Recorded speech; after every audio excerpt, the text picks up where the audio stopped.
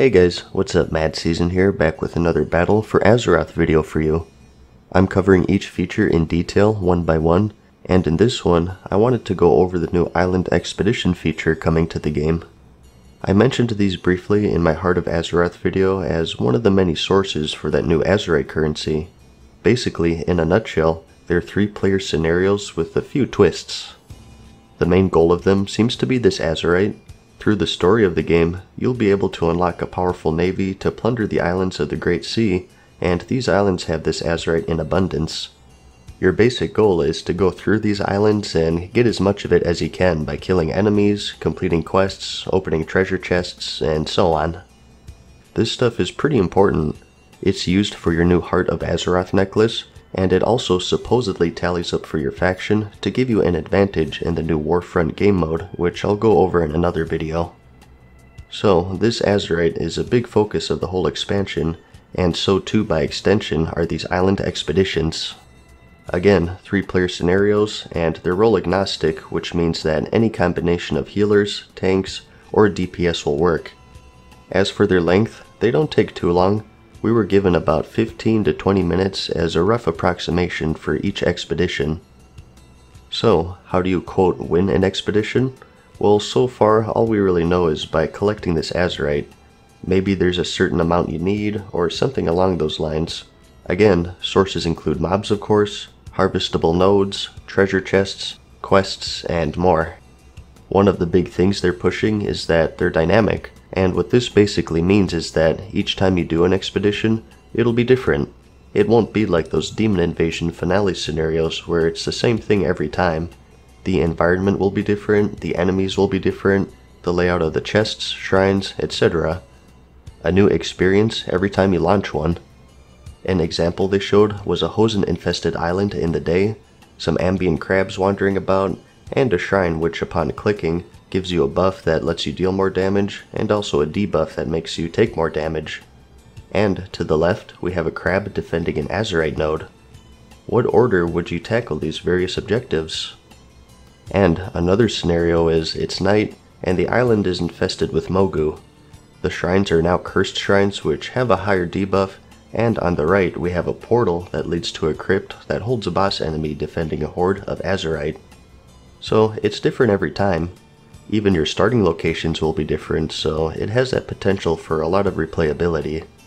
And not only will the layout of the items change, but you also have different style maps. One is a tropical island, and another is a Gilnean island, and they vary in the amount of stages that they have. For example, for stage 1 of the Gilnean island, you do a mad dash for Azerite outside a walled city just like normal, and for stage 2, the gates open up and you get to explore a whole city and start looting that. Overall, it's pretty simple. 3-person scenario, collect Azerite and booty, and then get out. But there's just one little complication. You're not alone. On the same island is another team going for the same Azerite.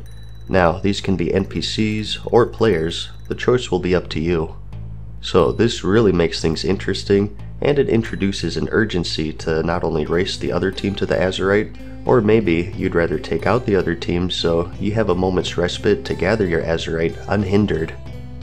Going against other players is pretty self-explanatory. You can almost think of it as sort of a PvE/battleground hybrid. So, to stay safe, you might instead just stick with NPCs since it'll be much easier, right?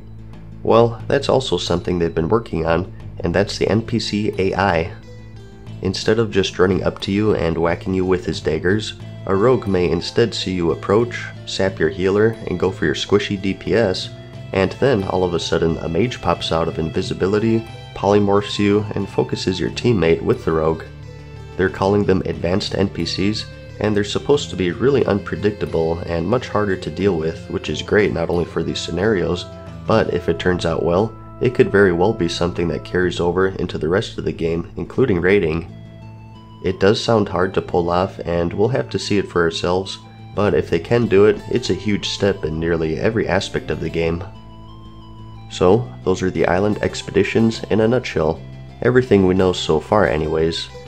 Once again, to summarize, go in with 2 teammates and race to the Azerite against another team of either 3 players or 3 advanced AIs in a new, randomized setting each time. Another thing worth mentioning is that there will be 4 different difficulty settings in case you don't want to go against the advanced AI or players. You have the normal 3 PvE settings, normal, heroic, and mythic, and the 4th setting is PvP. From what we heard so far, I think it's looking really good. The only thing we're not really clear on yet is how we really win these scenarios against the other team.